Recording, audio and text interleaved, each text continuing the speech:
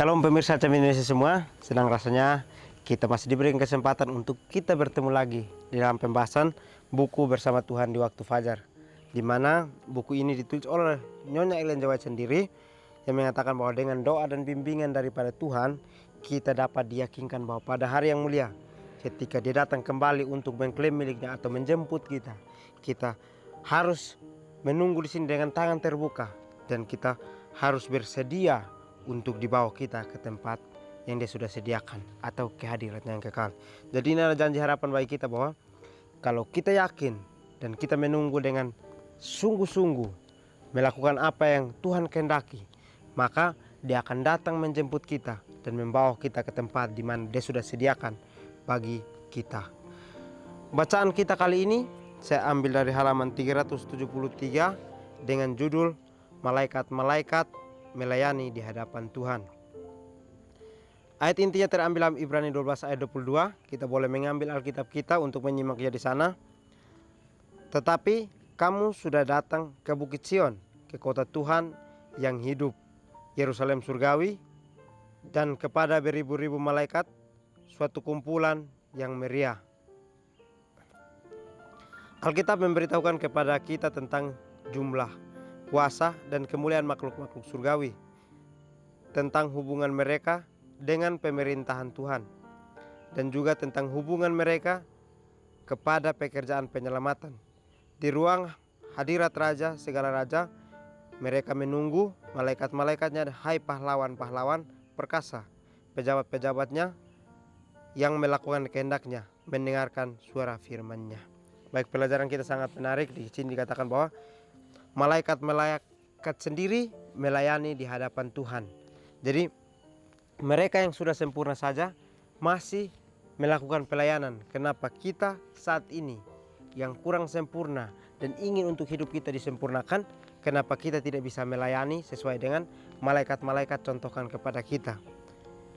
Karena pada saat kita ingin mau melayani, berarti kita sendiri sudah datang ke Bukit Sion, ke kota Tuhan yang hidup itu. Jadi di mana kita sudah menyerahkan hidup kita, setengah dari perjalanan hidup kita sudah serahkan ke sana. Kita sudah menempatkan diri kita di sana sehingga kita harus bisa untuk berusaha untuk masuk seutuhnya ke sana. Jadi kita kalau masuk seutuhnya ke sana, bahwa malaikat-malaikat di sana akan melakukan satu perkumpulan yang meriah. Mereka akan bersenang karena kita bisa masuk ke sana untuk bersama-sama melayani seperti yang mereka lakukan. Alkitab memberitahukan kita tentang jumlah, kuasa, dan kemuliaan makhluk surgawi. Jadi Alkitab sendiri atau kitab suci sudah memberitahukan kita tentang jumlah, kuasa, dan kemuliaan tentang makhluk-makhluk surgawi sendiri. Jadi dia sudah memberikan kita inspirasi tentang apa yang ada di dalam surgawi sendiri. Tetapi kita ingat, apa yang ada di pikiran kita belum tentu sama dengan apa yang sudah ada dalam inspirasi kita atau khayalan kita. Tetapi yang ada adalah lebih dari khayalan kita. Jadi pada saat Alkitab memberitahukan itu, dia bukan hanya memberitahukan tentang jumlah, kuasa, dan kemuliaan, tetapi dia memberitahukan juga tentang hubungan dengan pemerintahan surga atau pemerintahan Tuhan sendiri, dan juga tentang hubungan mereka dengan pekerjaan penyelamatan. Jadi mereka memiliki satu hubungan yang kuat di mana mereka bisa menurut kepada pemerintahan yang Tuhan berikan kepada mereka, sehingga mereka boleh melakukan satu pekerjaan penyelamatan untuk semua yang akan diselamatkan. Di ruang hadirat Raja segala raja, mereka menunggu malaikat-malaikatnya, hai pahlawan-pahlawan perkasa, pejabat-pejabatnya yang melakukan kehendaknya, mendengarkan suara firman-Nya. Jadi menarik ya, di sini dikatakan bahwa di dalam ruangan itu atau ruangan hadirat Raja itu, malaikat-malaikat sedang menunggu sebagai pahlawan-pahlawan perkasa yang akan menyelamatkan orang yang ingin untuk diselamatkan. Dan juga pejabat-pejabat yang ada dalam hadirat Raja itu, mereka mendengarkan seisi firman-Nya untuk mereka juga hidupkan bersama-sama. 1000 kali beribu-ribu dan selaksat kali berlaksa-laksa jumlah pesuruh surgawi itu, sebagaimana dilihat oleh Nabi Daniel. Malaikat-malaikat pengawal ditugaskan kepada setiap pengikut Kristus. Jadi seribu kali beribu-ribu malaikat dan juga berlaksa-laksa malaikat, itu Tuhan utus supaya mereka datang sebagai malaikat pengawal kita yang ditugaskan untuk kita sebagai pengikut Kristus. Jadi kalau kita ikut Kristus berarti kita sedang dijaga oleh malaikat penjaga kita, sehingga dia akan terus menuntun kita untuk melakukan sesuatu hal yang baik, hal yang sesuai dengan keinginan Tuhan, sehingga kita setiap harinya boleh dirubah untuk lebih dekat hanya kepada Dia. Pengawal-pengawal surgawi ini melindungi orang benar dari kuasa jahat. Setan sendiri menyadari hal ini pada waktu ia berkata, apakah dengan tidak mendapatkan apa-apa Ayub takut akan Tuhan? Bukankah engkau yang membuat pagar sekeliling dia dan rumahnya serta segala yang dimilikinya? Baik, inilah pelajaran yang sangat penting ya. Dikatakan bahwa pengawal-pengawal surgawi melindungi orang-orang benar dari godaan si jahat itu. Jadi setan akan menggoda kita, tapi malaikat pengawal kita atau yang sudah diberikan di samping kanan kita untuk terus memimpin kita, mereka akan melindungi kita dari kuasa si jahat itu, sehingga kita boleh tetap berjalan sesuai dengan kehendak Tuhan. Dan pada saat itu setan juga akan menyadari bahwa kita tidak bisa dijatuhkan begitu saja, sehingga dia bertanya kepada Tuhan. Dikatakan bahwa apakah dengan tidak mendapatkan apa-apa Ayub takut akan Tuhan? Jadi ini pertanyaan lagi kepada diri kita masing-masing. Apakah pada saat kita mengalami penderitaan dan kita tidak dapat apa-apa dari Tuhan secara langsung, apakah kita masih setia untuk menyembah Tuhan atau tidak? Kembali lagi di sini, Ayub yang tidak mendapatkan apa-apa secara langsung, dia harus kehilangan semua, tetapi dia masih tetap percaya kepada Tuhan.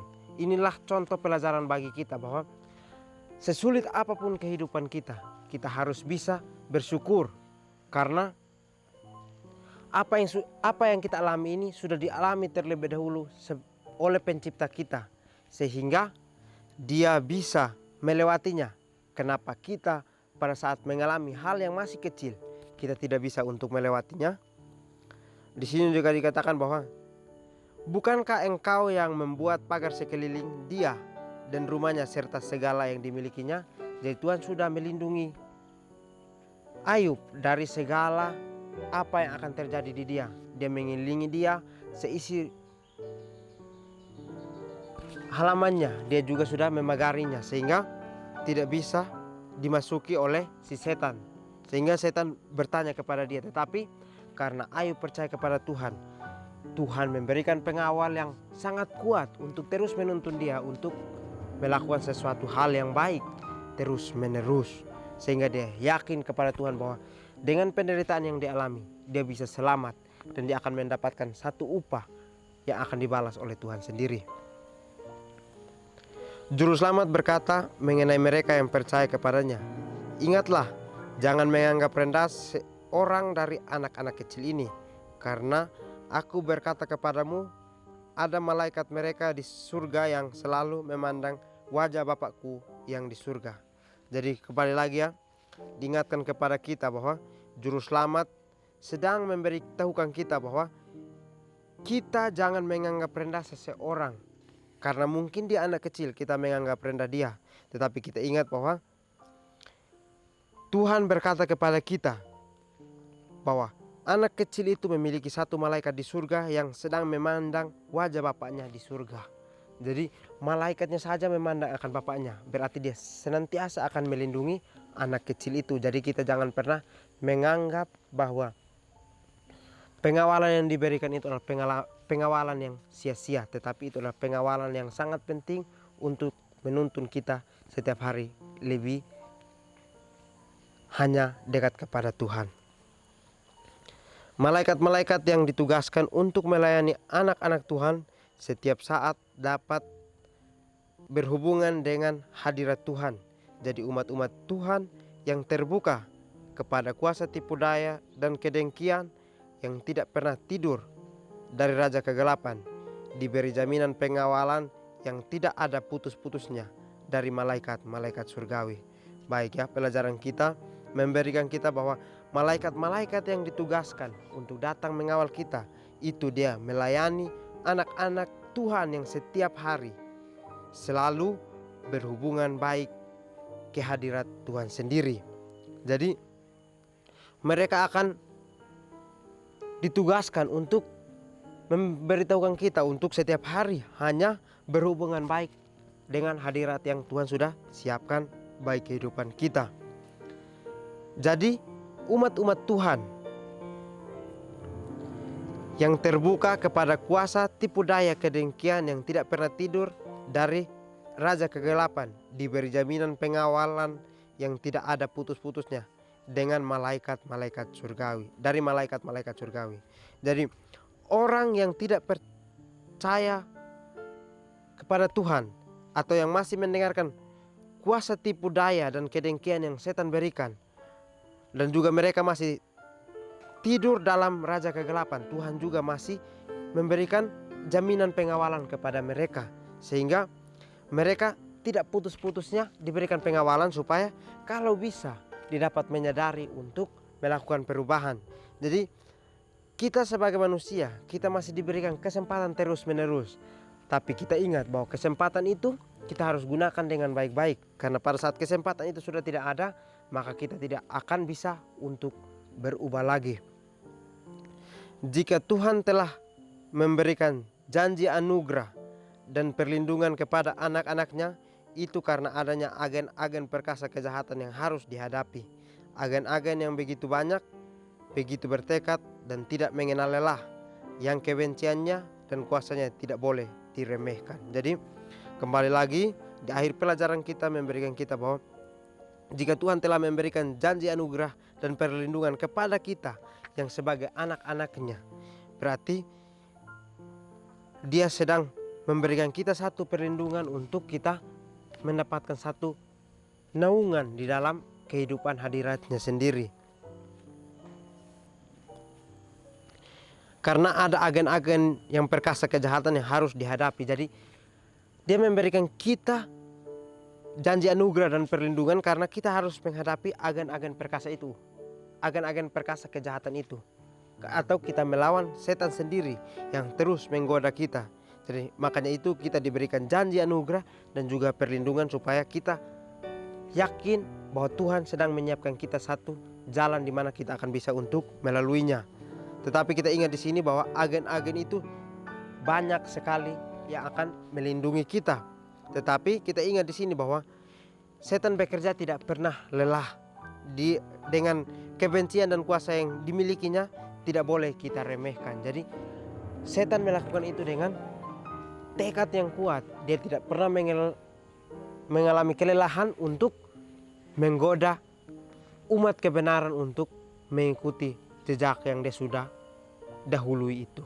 Jadi pelajaran kita kali ini memberikan kita pelajaran bahwa malaikat-malaikat melayani di hadapan Tuhan, yang artinya malaikat-malaikat diberikan tugas untuk datang mengawal kita dan menuntun kita untuk setiap hari hanya melakukan sesuatu kebaikan setiap waktu. Mungkin ini saja pembahasan yang dapat saya bahas.